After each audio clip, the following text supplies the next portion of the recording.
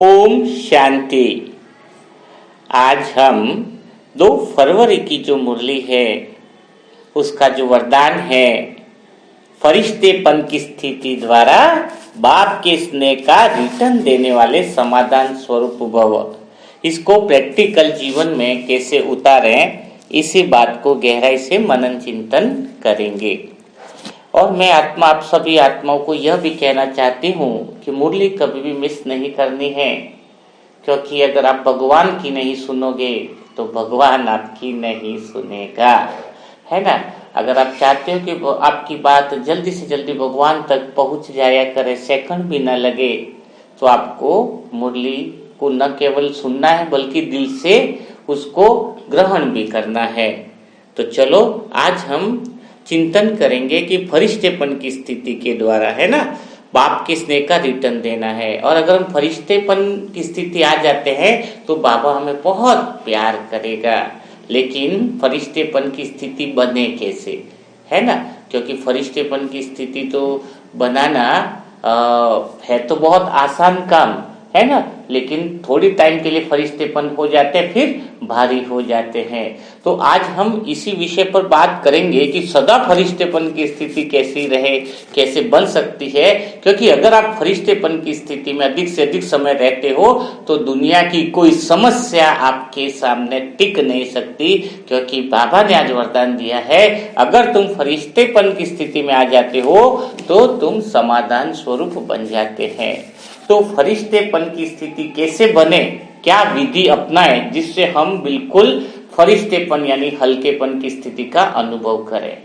तो फरिश्तेपन का अर्थ को पहले समझ लेते हैं, फिर उसकी विधि के बारे में हम डिटेल में बात करेंगे। फरिश्तेपन का अर्थ होता है कि फरिश्ते यानी हल्का, यानी आप सभी लोग जानते हैं, इतनी बात समझ भी चुके होंगे कि फरिश्ता यानी लाइट यानी हल्का। तो हल्कापन तो आत्मा तो वैसे ही हल्की है ना, आत्मा पे कोई बोझ है क्या, आत्मा का तो वजन भी नहीं है ना। तो बाबा किस चीज के लिए हल्कापन की बात कह रहे हैं, कौन सी ऐसी बात है जो जिसकी वजह से हम बहुत भारी रहते हैं, और अगर भार रहता है तो आत्मा में किस जगह वो भार बढ़ जाता है। इसी बात को अगर हम समझ जाते हैं तो फिर फरिश्तेपन की स्थिति बनाना बड़ा आसान हो जाएगा। तो पहले बोझ है कहाँ पे, है ना, और बाबा को प्यारी स्थिति कौन सी लग रही है, फरिश्तेपन की। फरिश्तेपन की स्थिति प्यारी लग रही है, इसका अर्थ क्या हुआ कि आप अपने अंदर जितने भी बोझ हैं उन सबको उतार दो और बिल्कुल हल्के हो जाओ। और अगर आप बिल्कुल हल्के हो तो आप मुझे बहुत प्यारे लगोगे, और बाबा कहते हैं कि तो मुझे लगेगा कि आपने मेरे प्यार का रिटर्न दे दिया। तो चलो हम हल्के तो होना चाहते हैं, और हल्के अगर हम हो गए तो भगवान के भी प्यारे बन जाएंगे, क्योंकि भगवान आया ही है हल्का करने के लिए। और जब हम उसकी शिक्षाओं को अनुभव में लाते हैं तो हल्के बन जाते हैं। लेकिन प्रश्न तो पहला ये उठता है कि ये बोझ है कहाँ पर फिर, है ना, बोझ किस जगह है हमारे पर, वो थोड़ा सा हम देख लेते हैं। तो देखो, सारे जो बोझ है ना, बोझ को हम दूसरे शब्दों में बंधन भी कह सकते हैं, है ना, बंधन बोलो, बोझ बोलो, कर्मों का हिसाब बोलो, है ना। तो सारे जो बोझ है ना वो है मन के ऊपर, है ना, यानी मन जो है वो अपना बंधन में फंसा हुआ है ना। अब तो फिर हमारा उद्देश्य क्या हुआ कि अगर हमें फरिश्ता बनना है तो मन को बोझ से या बंधनों से हमें मुक्त करना है ना। बंधनों से मुक्त करना है तो हम फरिश्तापन यानी हल्केपन स्थिति का अनुभव कर सकेंगे। अब प्रश्न यह उठता है कि हम मन को बंधनों से मुक्त बनाए तो बनाए कैसे, है ना। तो ये तो बात आप लोगों को समझ में आई गई। तो हमारे पुरुषार्थ का उद्देश्य क्या है, मन को बंधनों से मुक्त करना, यानी मुक्ति, यानी मन को मुक्ति मिल जाए इस बंधनों से, है ना। तो हमें प्यार किससे होना चाहिए, मुक्ति से प्यार होना चाहिए कि मन को मुक्ति मिले। तो उसके लिए हमें क्या करना होगा, तो सबसे पहला पॉइंट है जो हमें अटेंशन देना है कि हम इस बात को क्लियर समझना होगा कि हम इस ज्ञान में इसलिए आए हैं, हमारी कामनाएं पूरी हो इसके लिए नहीं आए हैं, बल्कि हम कामनाओं से मुक्त हो जाएं इसके लिए इस ज्ञान में आए हैं, इस बात को अटेंशन में रखना होगा। यानी हम सोचे कि भाई की नौकरी लग जाए, बच्चे का यहाँ एडमिशन हो जाए, वो हो जाए, तो नहीं, उस कामनाएं कभी खत्म नहीं होने वाली है।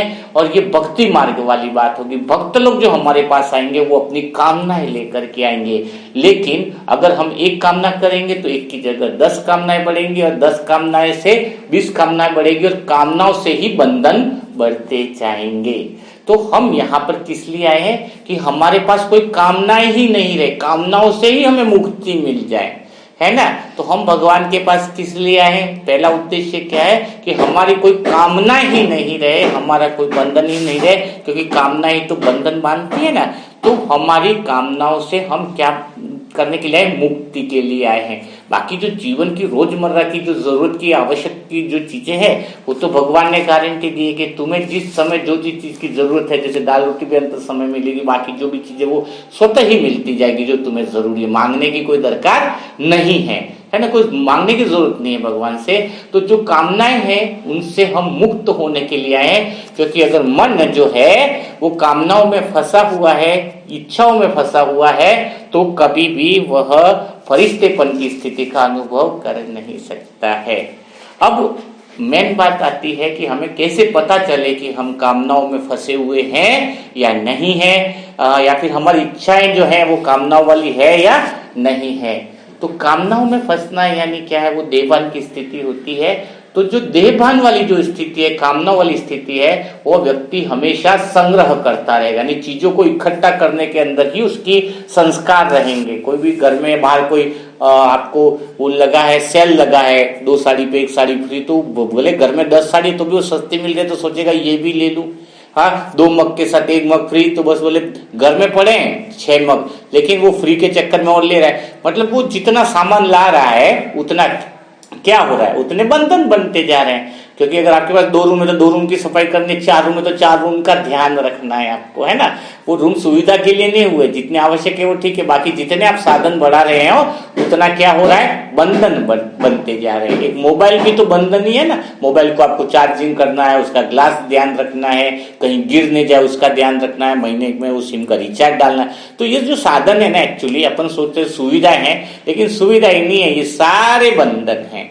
तो जो देहभान वाली आत्मा है, जो जिसको ज्ञान क्लियर नहीं है, जिसके अंदर कामनाएं हैं, वो हमेशा चीजों को बढ़ाने में और संग्रह करने की उसकी प्रवृत्ति रहेगी, उसकी आदत रहेगी। और जो आत्मा ज्ञान को समझ गई है, यानी उसको पता है कि मुझे अपने मन को मुक्ति दिलानी है इन सारे बंधनों से, है ना। कोई भी बंधन मुझे ना रहे। अगर आपका मन इन सारी चीजों से जीते जी मुक्त हो जाए, जैसे आज 1 सेकंड में अगर शरीर मेरा छूट जाता है, तो 1 सेकंड में जब शरीर छूट जाएगा तो सारे बंधन तो यही रह जाएंगे ना। शरीर का यही, प्रॉपर्टी यही, धन यही, दौलत यही, 1 सेकंड के अंदर मन छोड़ देता है। तो वही जीते जी बाबा कहते हैं ना, मुक्ति और जीवन मुक्ति तो हमें ये संस्कार लेके जाने, तो अभी अनुभव करना है, तो हम मन को बंधनों से मुक्त बनाए। तो आत्मा वाली जो स्थिति वाला जो व्यक्ति है, जिसके अंदर आत्मिक स्थिति है, भगवान से प्रेम है, वह क्या करता है? चीजों को खाली करता है, अंदर से व्यर्थ बातों से मुक्त होना चाहता है, व्यर्थ साधनों से मुक्त होना चाहता है, व्यर्थ चीजों से वो क्या चाहता है? मुक्ति चाहता है। यानी वो बहुत इकट्ठा करने में भरोसा नहीं करेगा, जितनी आवश्यकता वाली जितनी चीजें हैं उतना ही वो ध्यान देगा, बाकी सब चीजों को वो क्या करेगा? हटा देगा। तो जिस व्यक्ति के मन जो है वो कामनाओं के खूंटों से बंधा है ना, इच्छाओं के खूंटों से बंधा है, विकारों के खूंटों से बंधा है, वो चाहे कितना भी योग लगा दे, है ना, कितना भी योग लगा दे, लेकिन उसका मन परमात्मा के पास उड़ नहीं सकता है। क्यों नहीं उड़ सकता है? क्योंकि उसका मन जो है वो कामनाओं की खूंटी से बंधा हुआ है। तो हमें फरिश्तापन बनने के लिए, फरिश्तापन की स्थिति बनने के लिए क्या करना होगा? हमें अपने मन की जो रस्सी है ना, कामनाओं से जो रस्सी बनती है, उससे मुक्त होना पड़ेगा। फरिश्तापन बनने के लिए जो दूसरी जो विधि है वह है कर्म के बंधनों से मुक्त हो जाना। अगर आप 1 महीना भी मैं अभी इस विधि को थोड़ा डिटेल में बता रहा हूं कि कर्म बंधन से मुक्त होने की विधि को समझ लिया तो आपको इतना अच्छा अनुभव होगा, इतना अच्छा योग लगेगा कि आपको बहुत बड़ा मजा आ जाएगा। तो कर्म बंधन से मुक्त होने के लिए खाली इस बात को समझना होगा कि आप जो भी कर्म करते हो, है ना, कोई भी इस समय अभी आपने कोई भी विशेष कर्म किया, कुछ भी कर्म आपने किया, तो इस समय आपने कर्म किया, ये जो समय चल रहा है इसमें जैसे अभी मैं आपको सुना भी रहा हूं, कुछ बोल रहे, इस समय भी मैं कर्म कर रहा हूं, तो जो कर्म इस समय मैं कर रहा हूं तो इसका कुछ समय के बाद कभी भी इसका फल जरूर मुझे मिलने वाला है। अच्छा कर्म किया तो अच्छा फल, बुरा किया तो बुरा, लेकिन जो भी इस समय जो भी कर्म मैं कर रहा हूं उसका एक पर्टिकुलर टाइम पीरियड के अंदर मुझे इसका फल जरूर मिलने वाला है ना। तो अब आप कर्म बंधन से मुक्त कैसे हो सकते हैं? हर समय कुछ न कुछ तो कर्म कर ही रहे हैं। तो यहां पर एक बात बहुत अच्छी समझने वाली है, अगर आप समझ लेते हो कि जब मैं कोई कर्म करूंगा तो उसका फल मुझे किसी न किसी टाइम पीरियड में मुझे मिलने वाला ही है। तो क्यों ना कोई विशेष कर्म आ रहा है बहुत अटेंशन के साथ, तो जब मैं कर्म में मैं समझ के कर्म कर रहा हूं, यानी इस समय मेरे रिकॉर्ड में क्या एंट्री हो रही है कि मैंने किया, है ना, क्या एंट्री हो रही है कि मैंने ये किया, मैंने अच्छा भाषण दिया, मैंने अच्छा स्पीच दिया है। तो ये मैं समझ के जो मैं कर्म करूंगा तो उसका फल भी फिर मुझे किसको भुगतना पड़ेगा? मुझे ही भुगतना पड़ेगा, है ना। क्योंकि ये तो कर्म का सिद्धांत है कि आप जो कर्म अभी करोगे, जो भी कर्म कर रहे हो वो आपका रिकॉर्ड हो रहा है और एक समय पीरियड के अनुसार आपको वो कर्म का फल तो भुगतना ही है। कर्म से तो आप बच नहीं सकते। तो क्यों नहीं अभी जो कर्म मैं कर रहा हूं उसको मैं के भाव से मैं न करूं और निमित्त समझकर कर्म करूं कि शरीर भी भगवान का है, ये मुख भी भगवान का है जिसके द्वारा मैं सेवा कर रहा हूं, सभी आत्माओं का जो है वो उसका बुद्धि भगवान से जुड़ा रहा हूं। तो ये मैं नहीं कर रहा हूं। हर आधे घंटे के अंदर अगर आप एक महीने तक ये स्मृति ले आओ कि मैंने आप पिछले आधे घंटे में भी जो भी कर्म किए वो मैंने नहीं किए हैं, स्वयं भगवान ने किए, मैं सिर्फ निमित्त हूं, है ना। यानी और अगले आधे घंटे के अंदर या अगले आधे घंटे के अंदर भी जो कर्म करने वाला वो मैं आत्मा नहीं करने वाला हूं, मैं तो निमित्त हूं। निमित्त भाव जो समझ के करता है तो निमित्त की वैल्यू बहुत ज्यादा है। देखो ना, ब्रह्मा बाबा भी तो निमित्त बने तो आज उनकी कितनी वैल्यू है। कई लोग राजा महाराजा भी, महाराणा प्रताप वगैरह, पता है जो जिस तलवार से युद्ध जीते थे उस तलवार की आज भी वैल्यू है जो संग्रहालय में लगी पड़ी है। तलवार क्या बनी? निमित्त बनी। तो कहने का अर्थ है अगर आपके अंदर निमित्त भाव आ जाए ना तो पूरी दुनिया में आपका नाम ही रोशन हो जाए।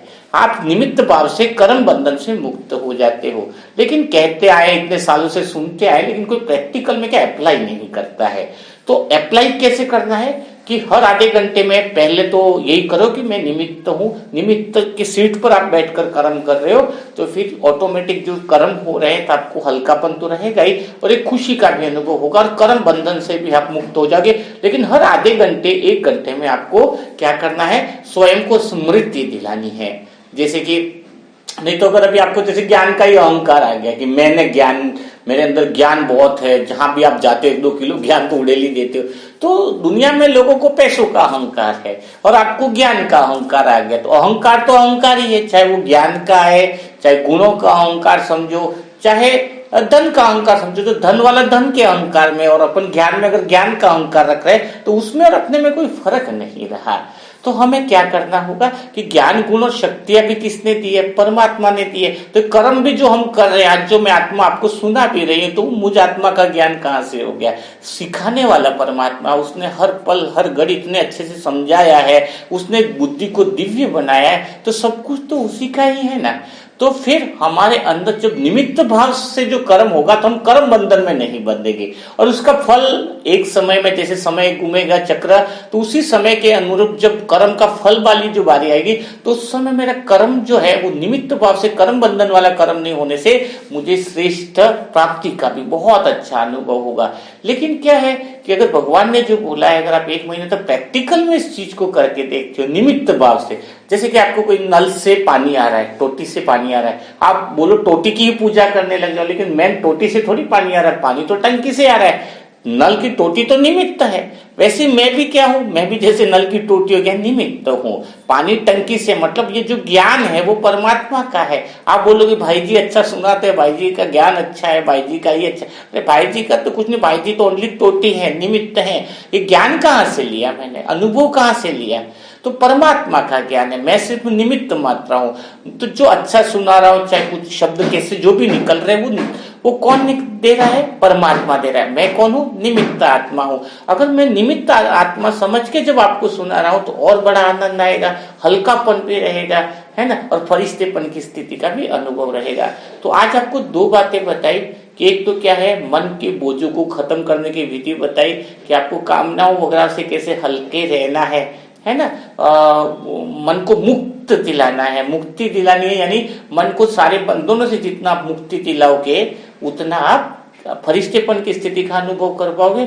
और दूसरी विधि मैंने आपको बताई कि आपको निमित्त भाव रखना है और निमित्त भाव समझ के प्रैक्टिकल में कर्म करना है, क्योंकि निमित्त सुनते हुए तो बहुत टाइम तक आ गए। आप एक दिन दो दिन निमित्त भाव समझ करके हर आधे घंटे में ये स्मृति अगर दिला दो कि मैंने कुछ कर्म किया ही नहीं, जो भी कुछ किया परमात्मा ने करा है, मैं सिर्फ माध्यम हूँ, मुझे इस कर्म का जो भी फल मिलता है, अच्छा मिले बुरा मिले, सब कुछ भगवान को अर्पित। कई बार कहते हैं ना अपमान भी सहन करना पड़ता है, तो वो भी भगवान को अर्पित। कहीं फूल माला मिल रही है तो वो भी भगवान को अर्पित। कोई दो अच्छे बोल रहा है कि आपने बहुत अच्छा किया, तो ये भी भगवान तुझे अर्पित। लेकिन ये अंदर से बोलना है ना, अंदर से जब आप आधे घंटे में स्मृति नहीं लाओगे मैं निमित्त हूं, तब तक आपका देहपान कभी भी खत्म नहीं हो सकता, आपका मैंपन कभी भी खत्म नहीं हो सकता है।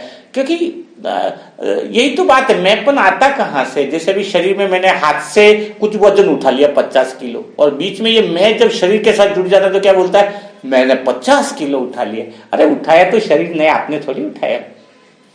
तो ये जो कर्मेंद्रियों ने उठाया, तो ये मैंपन जब मैं जो है मन का मैं शरीर के साथ जुड़ जाता है तो अहंकार आ जाता है, बोझ बन जाता है। और वही मैं अगर आत्मा के साथ जुड़ जाता है तो फिर आत्मा जो है वो फरिश्ता बन जाती है। तो आज इसकी प्रैक्टिस कीजिएगा। कल फिर हम मुलाकात करेंगे ऐसे ही नए मूल्य के नए सेशन के साथ। तब तक के लिए सभी भाई बहनों को ओम शांति, ओम शांति, ओम शांति।